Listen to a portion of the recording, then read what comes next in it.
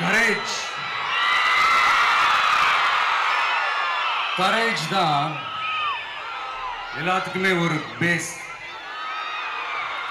Courage தான் எல்லாத்துக்குமே ஒரு பவர். அப்படிப்பட்ட அந்த பவர் எதிலிருந்து ஆரம்பிக்கிறது தெரியுமா? நம்மள அண்டர் எஸ்டிமேட் பண்ற நேரத்துல, நம்மள ஒரு ஏளனமா பார்க்கிற நேரத்துல, நம்ம யாருன்னு ப்ரூவ் பண்ணி காட்டணும்னு ஒண்ணு தோணும். நம்ம யாருன்னு காட்டணும்னு ஒரு உத்வேகம் ஒண்ணு வரும். அப்படி ப்ரூவ் பண்ற அந்த பாயிண்ட் எதுல இருந்து ஸ்டார்ட் ஆகுது தெரியுமா?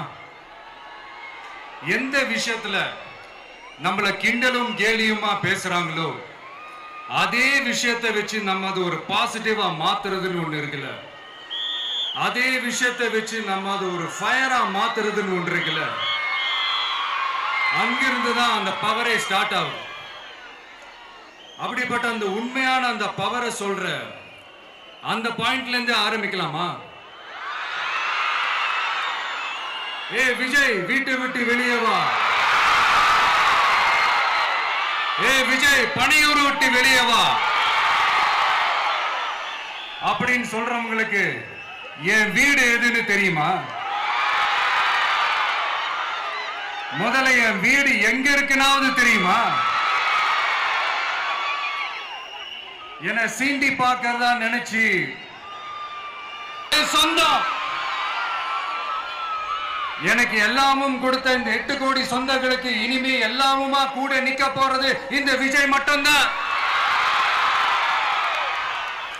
தமிழ்நாட்டோட முதல் படை வீரனா, தமிழ்நாட்டோட முதல் பாதுகாவலனா அவங்க கூடவே நிக்கணும்ன்றதுதான் என்னுடைய குறிக்கோள். இன்னைக்கு இந்த விஜய், உங்க விஜய் உங்ககிட்ட ஓட்டு கேட்டு மட்டுமே வரல, உங்ககிட்ட நீதி கேட்டும் வந்திருக்கிற. ஆக்சுவலா உங்களுக்காக நீதி கேட்கறதுக்காக தான் நான் அரசியலுக்கே வந்தேன். ஆனா இன்னைக்கு நான் உங்ககிட்ட நீதி கேட்கறதுக்காக வந்திருக்கிறேன். இந்த விஜய் என்னங்க தப்பு பண்ணா? தன்னை நேசிச்ச தன்னுடைய மக்களுக்காக அரசியலுக்கு வந்தா அது ஒரு தப்பா?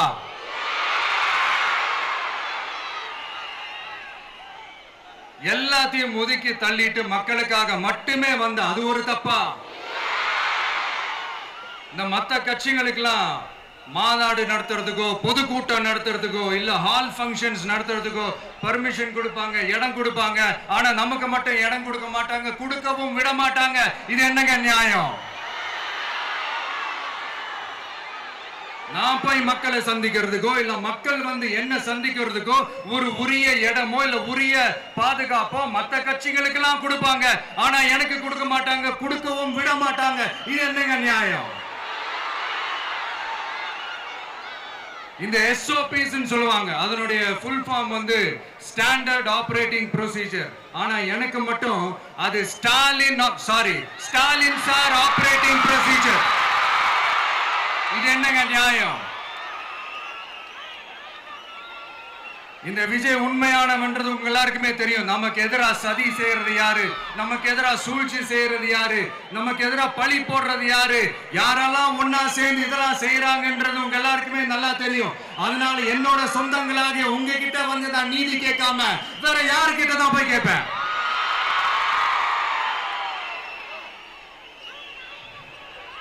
செல்ஃபே எடுக்காத ஒரு கூட்டணி கணக்கு,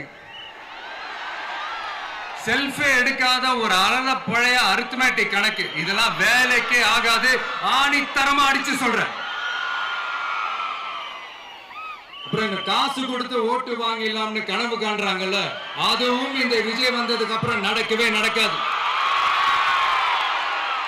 வண்டி வண்டியா கொண்டாந்து குட்டுவாங்க. 1000, 2000, 3000, 4000, 5000 சாமி மேல சத்தியெல்லாம் வாங்குவாங்க. அப்படிதான் இத்தனை வருஷமா உங்களை ஏமாத்தி இருக்கிறாங்க.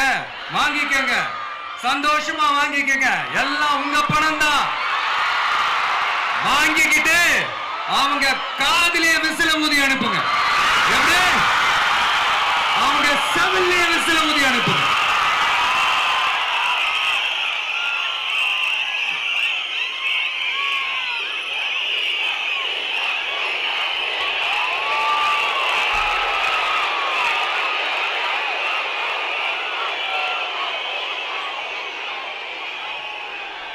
அடுத்து நம்மளுடைய ஜென்சி அடுத்த இளம் தலைமுறையினருக்கும் ஒன்று நான் சொல்லணும்னு நினைக்கிறேன். இந்த பணத்தை கொடுத்து ஏமாத்தி ஓட்டு வாங்குற அந்த கலாச்சாரம் ஒழியணும். பணத்தை கொடுத்து ஏமாத்தினா ஏமாறுவீங்க. உங்களை தான் கேட்கிறேன், பணத்தை கொடுத்து ஏமாத்தினா ஏமாறுவீங்க? எல்லாரும் கொஞ்சம் கையப்படி வைங்களேன் எனக்காக. நான் சொல்றத கொஞ்சம் ரிப்பீட் பண்ணுங்க. எங்க ஓட்டு எங்க உரிமை. எங்களை யாரும் விலைக்கு வாங்க முடியாது. எங்கள் ஓட்டு விசில் சின்னத்துக்கு தான்.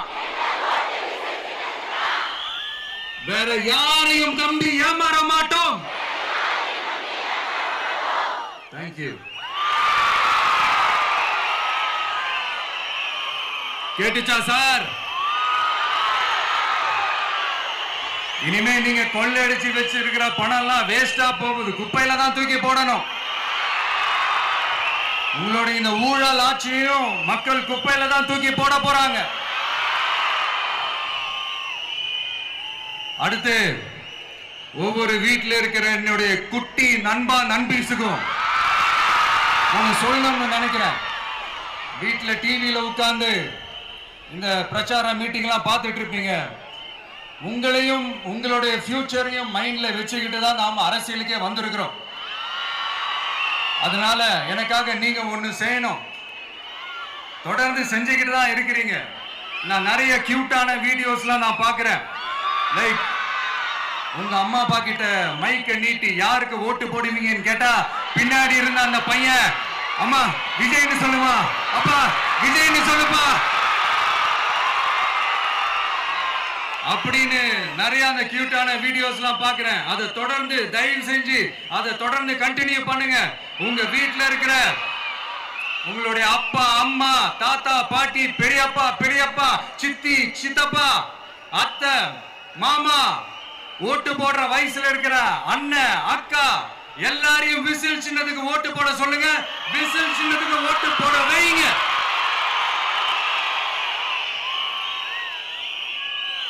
இந்த தேர்தல் நெருங்கிற இந்த நேரத்தில் பொலிட்டிக்கலா ஸ்பீக்கிங் டு த பாயிண்ட் ஒரே ஒரு விஷயம் நான் சொல்லணும். நாங்க அரசியலுக்கு வந்தது எந்த கட்சியும் ஒழிக்கிறதுக்கோ அழிக்கிறதுக்காகலாம் நாம அரசியலுக்கு வரல. யார் மேலேயும் தனிப்பட்ட ஒரு வன்மமோ இல்ல தனிப்பட்ட கோபமோ அப்படிலாம் யார் மேலேயும் கிடையாது. இந்த மற்றவங்க மாதிரி இந்த வெறுப்பு அரசியல் பண்றதுக்காகலாம் நாம அரசியலுக்கு வரல. அரசியல் ரீதியா நம்மளுடைய எதிரிகள் யாருன்னு டிக்ளேர் பண்ணிட்டு தேர்தலில் நின்று ஜெயிச்சு மக்களுக்காக எங்களுடைய நன்றி கடனை செலுத்துறதுக்காக தான் நாம அரசியலுக்கே வந்திருக்கோம். Just want to make this clear. அவங்கள கேள்வி கேட்கறதுக்கு முன்னாடி அவங்களுடைய இயலாமையை மறைக்கிறதுக்காக இந்த ஏ டீம் பி டீம் இதெல்லாம் கூட சேர்த்துக்கிட்டு ஒரே விஷயத்த சொல்லி அழுவுறாங்கல்ல. என்னன்னு சொல்லி அழுவுறாங்க? அனுபவம் இல்லாதவங்களால எப்படி ஆட்சி அதிகாரத்தை செய்ய முடியும் அப்படின்னு ஒரே விஷயத்த சொல்லி அழுவுறாங்கல்ல. அந்த அழுகைக்கு நாம ஒரு பதிலடி கொடுக்கணும்ல. மக்களே, நான் உங்களையே கேட்கிறேன், தெரியாம தான் கேட்கிறேன். இந்த அனுபவம் அனுபவம் அனுபவம்னு சொல்றாங்களே, அதிகாரத்தை வச்சு மக்கள் பணத்தை கொள்ளையடிச்சதை தாண்டி வேற ஏதாவது கொம்பு முளைச்ச பெரிய அனுபவம் இவங்களுக்கு இருக்குதா?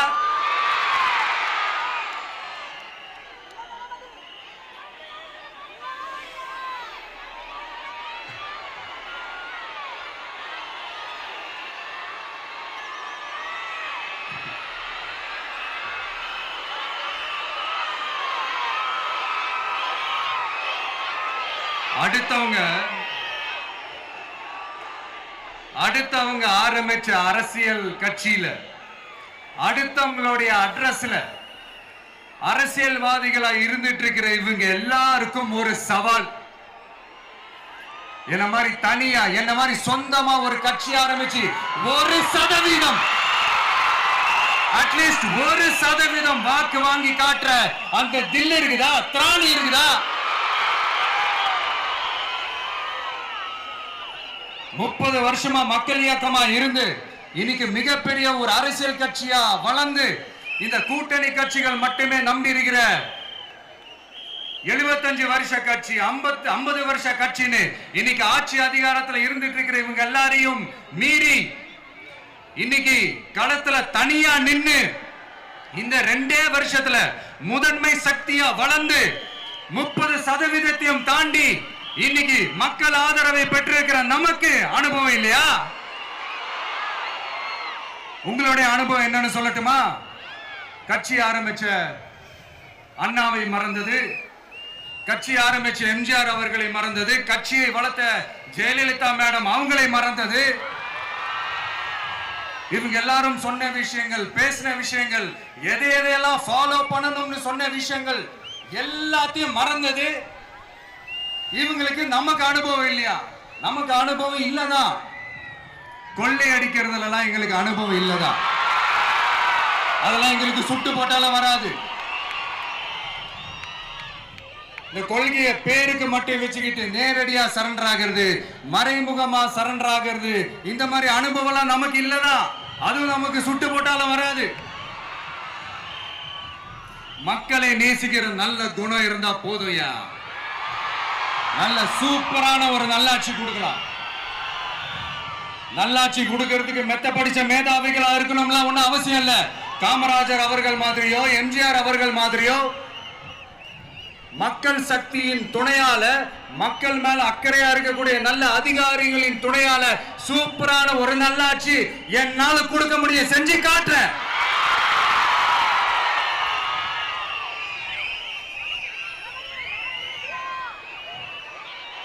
நாலரை வருஷம் ஆச்சு, 4.25 வருஷத்துக்கு மேல ஆகுது.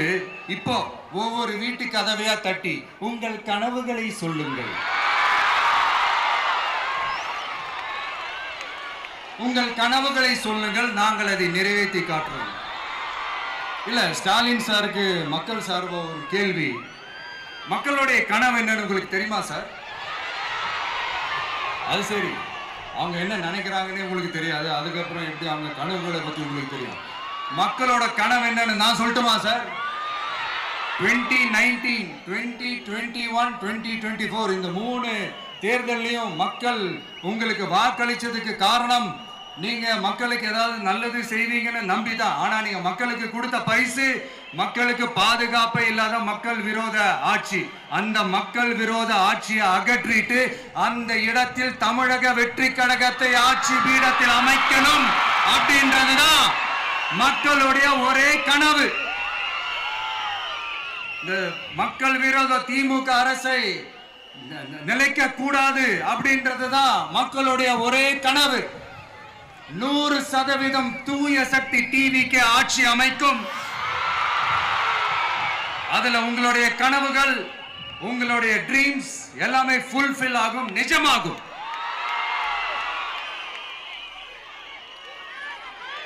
தமிழ்நாடு எப்பவுமே டெல்லிக்கு அவுட் ஆஃப் கண்ட்ரோல் அப்படின்ட்டு ஸ்டாலின் சார் அடிக்கடி சொல்லுவாங்க. ஸ்டாலின் சார் எதெல்லாம் அவுட் ஆஃப் கண்ட்ரோல் இப்ப நான் கொஞ்சம் சொல்லட்டுமா? முதல்ல சட்டம் ஒழுங்கெல்லாம் அவுட் ஆஃப் கண்ட்ரோல், பெண்கள் பாதுகாப்புல அவுட் ஆஃப் கண்ட்ரோல், இளைஞர்கள் வேலை வாய்ப்புல அவுட் ஆஃப் கண்ட்ரோல், மொத்தத்தில் அவரோட ஆட்சியே ஒரு அவுட் ஆஃப் கண்ட்ரோல். இந்த வருஷம் பிகினிங்ல சட்டசபையில பேசும்போது சொல்றாங்க, மக்கள் எல்லாரும் ரொம்ப மகிழ்ச்சியா இருக்கிறாங்க, அதனால நானும் ரொம்ப மகிழ்ச்சியா இருக்கிறேன் அப்படின்னு. மக்கள் சந்தோஷமா இருக்கிறத பார்க்கறது கூட ஒரு சந்தோஷம் தான் சார், அது யாரும் இல்லைன்னு சொல்லல. அப்படி உண்மையிலேயே மக்கள் உண்மையிலேயே சந்தோஷமா இருக்கிறாங்க அப்படின்னா ஏன் சார் விவசாயிகள் போராட்டம் நடக்குது? ஏன் சார் மீனவர்கள் போராட்டம் நடக்குது? ஏன் தொழிலாளர்கள் போராட்டம் நடக்குது? தூய்மை பணியாளர்கள் போராட்டம் ஏன் நடக்குது? அங்கன்வாடி ஊழியர்கள் போராட்டம், செவிலியர்கள் போராட்டம், மருத்துவர்கள் போராட்டம், மாற்றுத்திறனாளிகள் போராட்டம், அரசு ஊழியர்கள் போராட்டம், ஆசிரியர்கள் போராட்டம், இடைநிலை ஆசிரியர்கள் போராட்டம், பகுதி நேர ஆசிரியர்கள் போராட்டம். இதெல்லாம் உங்க ஆட்சியில மக்கள் மகிழ்ச்சியா இருக்காங்கன்றதுக்காக நடக்கிற போராட்டமா சார்? எனக்கு தெரிஞ்சு மக்கள் சந்தோஷமா இருக்கிறாங்கன்னா பொங்கல் வச்சு கொண்டாடுவாங்கன்னு கேள்விப்பட்டிருக்கிறேன். உங்க ஆட்சியில தான் போராட்டம் நடத்தி அவங்களுடைய மகிழ்ச்சியை வெளிப்படுத்துறாங்கன்னு நினைக்கிறேன். இன்னும் தீரவே தீராத பிரச்சனைகள்னா இருக்கிற இடம் பிரச்சனை, பார்க்கிற வேலை பிரச்சனை, பண்ற தொழில் பிரச்சனை, விலைவாசி பிரச்சனை, தண்ணி பிரச்சனை, பஸ் வசதி இல்லைன்ற பிரச்சனை, ரோடு சரி இல்லைன்ற பிரச்சனை, ஆஸ்பத்திரி சரியா இல்லைன்ற பிரச்சனை, இப்படி எல்லாம் ஒரு அடிப்படை விஷயங்களே பிரச்சனையா இருந்தா அப்போ ஆளுங்கட்சின்னு ஒண்ணு எதுக்குதான் இருக்கிறாங்க அப்படின்னு தானே மனசுல தோணும் மக்களுக்கு. ஆட்சிக்கு வர்றதுக்கு முன்னாடி தான் பொய்யா அடிச்சு விட்டீங்க. இப்ப ஆட்சியை விட்டு போகும்போது கூட பொய்யா பேசுறீங்களே சார், என்ன சார் இது? மாத்தி பேசுறதுல நீங்க வேற லெவல் தான் சார். ஆட்சிக்கு வந்த அடுத்த வருஷமே 2022ல 70% வாக்குறுதிகளை நிறைவேற்றிட்டோம்னு சொன்னாங்க. அப்புறம் போன வருஷம் 90% வாக்குறுதிகளை நிறைவேற்றிட்டோம்னு சொன்னாங்க. அப்புறம் இந்த வருஷம் 505 வாக்குறுதிகளை 404 வாக்குறுதிகளை நிறைவேற்றிட்டோம். கிட்டத்தட்ட ஒரு 80% வாக்குறுதிகளை நிறைவேற்றிட்டோம்னு சொன்னாங்க. முதல்ல 70, அப்புறம் 90, அப்புறம் 80. இன்னும் தேர்தல் நெருங்க அது 60, 50, 40, 30, 20ல போய் நிற்கும்னு நினைக்கிறேன். அதையும் அவரே அறிவிப்பாரா என்னமோ எனக்கு தெரியல. முதல்வர் ஸ்டைல்லையே சொல்லணும்னா, பொய்யிலேயே பிறந்து பொய்யிலேயே வளர்ந்த புலவர் பெருமானே, கொஞ்சம் அத திருத்தி சொல்றேன், புலுகர் பெருமானே. அது இன்னும் பொருத்தமா இருக்கும். அவருடைய அண்ட புழுகு, ஆகாச புழுகு என்ன தெரியுமா? பெண்களுக்கு பாதுகாப்பு தமிழ்நாட்டில் எங்க போனாலும் கொட்டி கிடக்குதான். அப்படி அது உண்மைனா அண்ணா யூனிவர்சிட்டி அந்த பொண்ணுக்கு ஏன் சார் அப்படி ஒரு கொடுமை நடந்துச்சு? கோவை கல்லூரி பெண்ணுக்கு ஏன் சார் அப்படி ஒரு கொடுமை நடந்துச்சு? பெண் குழந்தைகள் பாதிக்கப்படுறதா கிட்டத்தட்ட 1000க்கும் மேலான போக்சோ கேசுகள் ஏன் சார் பதிவானுச்சு? போதைப் பொருள் கலாச்சாரம் கண்ட்ரோலே இல்லாம அது பாட்டுக்கு தாறுமாற எங்கேயோ போய்கிட்டு இருக்கு. வயலன்ஸ் எல்லாம் தலைவிரிச்சு ஆடுது. அதுக்கு ஒரு ரீசெண்ட் எக்ஸாம்பிள், அந்த ரயில்வே ஸ்டேஷன்ல அந்த சிறுவர்கள் எல்லாரும் சேர்ந்து செஞ்ச அந்த சம்பவம். சட்டம் ஒழுங்கு சரியா இருந்தா ஏன் சார் இப்படி எல்லாம் நடக்குது?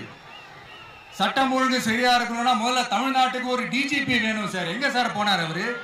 எங்க அவரு? சும்மா இந்த ஆக்டிங் ஆபீசரை வச்சுக்கிட்டு அரசாங்கத்தை நடத்துனீங்கன்னா இப்படிதான் சட்டம் ஒழுங்கு சந்தி சிரிக்கும். முதல்ல தமிழ்நாட்டுக்கு ஒரு டிஜிபியை போடுங்க சார். அதுக்கப்புறமாச்சும் சட்டம் ஒழுங்கு சரியாகுதான்னு பார்ப்போம். சரிப்பா, கேள்வியா கேட்கிறியே, நீ வந்தா என்ன செய்வ அதானே கேட்கறீங்க. கரெக்ட், கேட்கணும்.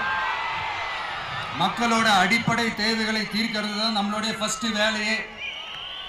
அதை தீர்க்கிறதுக்கான அந்த தேடி போறது, அதோட சொல்யூஷனை தேடி போறது தான் நம்மளுடைய ஃபர்ஸ்ட் அஜெண்டாவே. கொஞ்சம் வெயிட் பண்ணுங்க, தேர்தல் அறிக்கை ரெடி ஆயிட்டு இருக்கு. தெளிவான ஒரு தேர்தல் அறிக்கையாவது வரும். என்ன நம்புற உங்களை நான் டிசப்பாயிண்ட் பண்ணவே மாட்டேன்.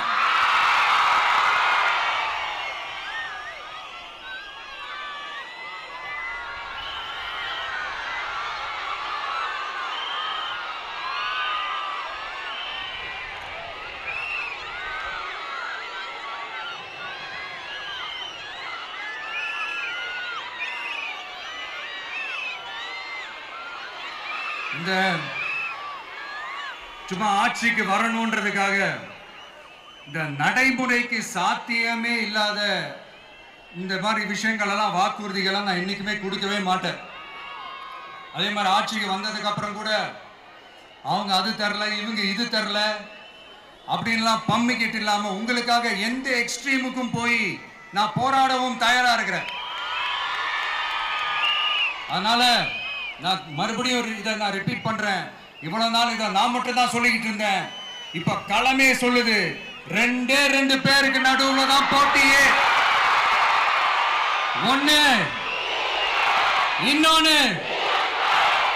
ஒண்ணு தூய சக்தி டிவிக்கு, இன்னொன்னு தீய சக்தி DMK.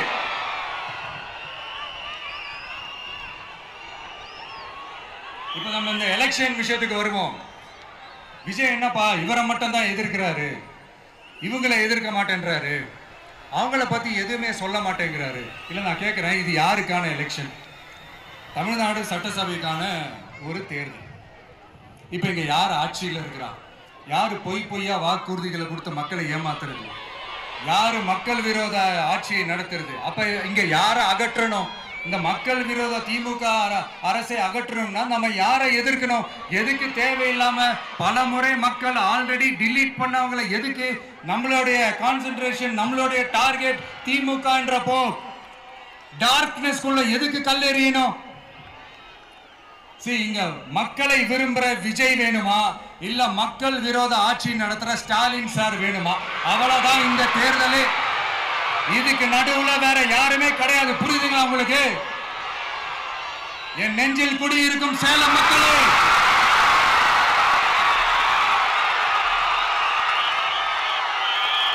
One last simple question. Vijay நம்புறீங்களா, ஸ்டாலின் சாரை நம்புறீங்களா? அவ்வளவுதான், முடிஞ்சு போச்சு.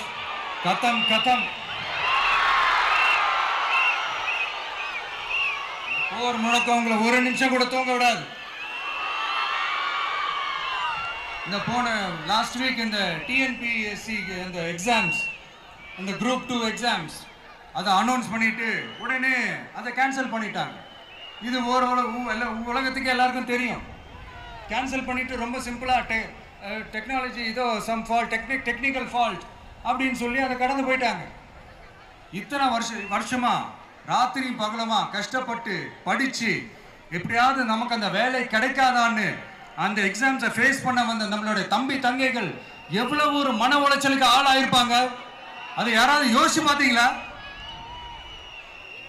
ஒரு எக்ஸாம்ஸை ஒழுங்கா நடத்த தெரியல, இதுல உலக நாடுகளோட போட்டி போடுறாங்களாம். நம்மளுடைய தம்பி தங்கைகள் நம்ம அம்மா அப்பா கிட்ட சொல்லுங்க, யாரும் தைரியம், எல்லாரும் தைரியமா இருங்க. வரப்போறது உங்க ஆட்சி, நம்ம ஆட்சி.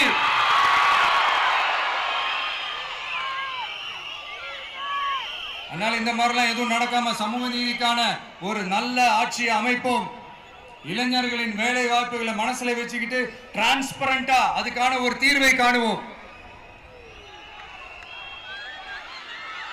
நான் விக்கிரவாண்டி மாநாட்டில் பேசும்போது ஒரு பொலிட்டிக்கல் பாம் ஒன்று சொன்னேன், ஞாபகம் இருக்கா? ஆட்சியிலையும் பங்கு, அதிகாரத்திலையும் பங்குன்னு ஒன்று சொன்னேன். இப்போ அந்த பொலிட்டிக்கல் பாம் எல்லா கூட்டணியிலையும் வெடிச்சுக்கிட்டு இருக்கு, தாறுமாற வெடிச்சுக்கிட்டு இருக்கு. ஸ்டாலின் சார்லாம் பதறாரு. ஆட்சி அதிகாரத்துல பங்கெல்லாம் தமிழ்நாட்டில் ஒத்து வராது அப்படின்னு சொல்றாரு. அவங்கள பொறுத்த வரைக்கும் ஜெயிக்கிறதுக்காக மட்டும்தான் கூட்டணி, மற்ற எல்லாத்துக்குமே அவங்க தனி அணி, அவங்க மட்டுமே ஒரே அணி. வெல்வோம் ஒன்றாக, ஆனா வரும் வெல்த் எல்லாம் பார்ப்போம் தனியாக. அந்த வெல்வோம் ஒன்றாக என்றது இதுதான் சீக்கிரட்டே. புரிய வேண்டியவங்களுக்கு நல்லா புரியும் நினைக்கிறேன். உங்களோட நான் இருக்கேன், நம்மளோட நம்ம மக்கள் இருக்காங்க. இதுக்கு மேல என்ன வேணும்? கான்பிடென்டா இருங்க, நல்லதே நடக்கும், வெற்றி நிச்சயம். மீண்டும் சந்திக்கும் வரை நன்றி, வணக்கம்.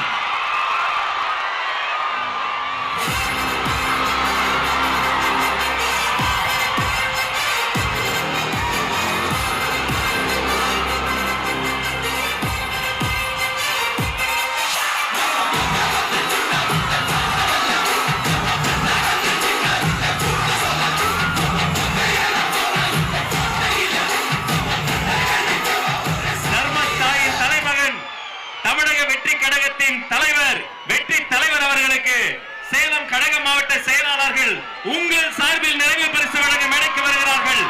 சேலத்து இளம் சிங்கம் தமிழன் பார்த்திபன்,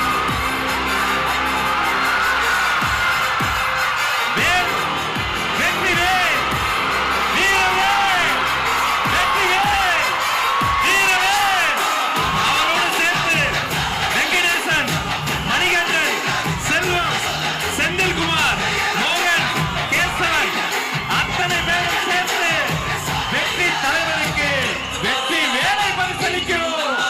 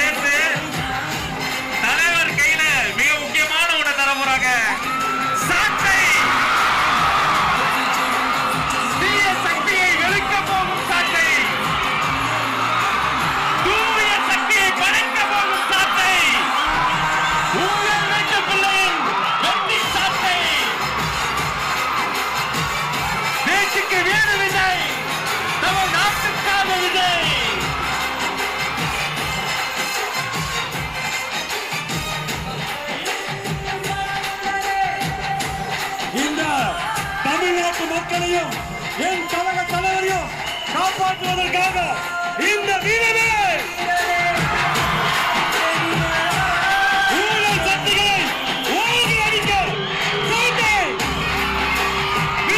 ஊழல் சக்திகளை நல்வாக்கி தருவோம்.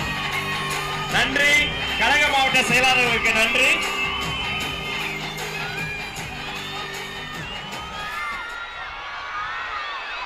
மாவட்ட செயலாளர்களுக்கு நன்றி.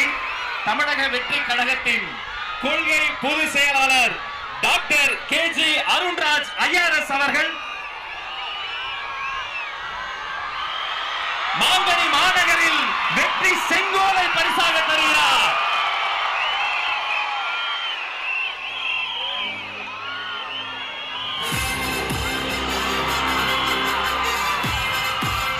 அந்த வெள்ளி செங்கோலோடு சேர்த்து மக்களின் சார்பில் மாங்கனி மாநகரில் மாவட்ட கழக செயலாளர் மக்கள் சார்பில் பொன்னிற செங்கோலையும் தருகிறார். இரட்டை செங்கோல், இரட்டை போர் யானை போல் இரட்டை செங்கோல்.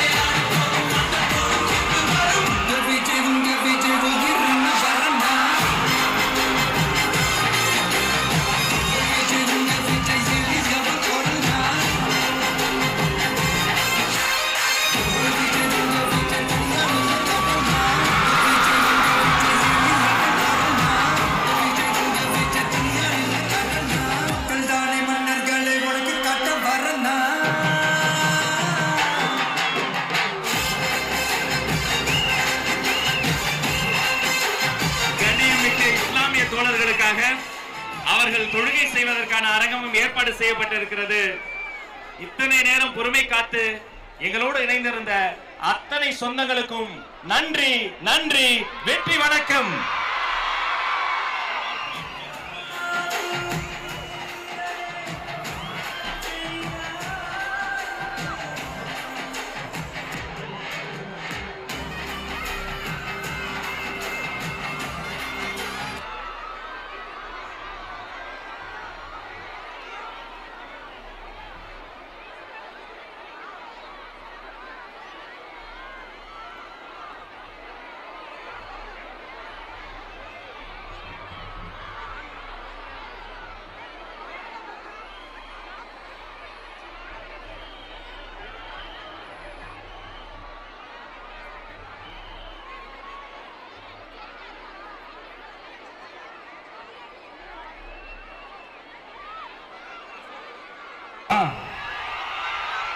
எட்டு கோடி பேர் இருக்காங்க. ஒட்டுமொத்த தமிழ்நாட்டு மக்களும் என் வீட்டு மக்கள், என் குடும்பம், என் உறவு. கிண்டலும் கேலியுமா பேசுறவங்களுக்கு நான் சொல்றேன், இந்த தமிழ்நாடு தமிழ்நாடுன்னு சொல்றாங்களே, அது மத்தவங்களுக்கு வேணா ஸ்டேட்டா இருக்கலாம். ஆனா என்ன பொறுத்த வரைக்கும் என் தாய் நாடான தமிழ்நாடு தான் என் வீடு.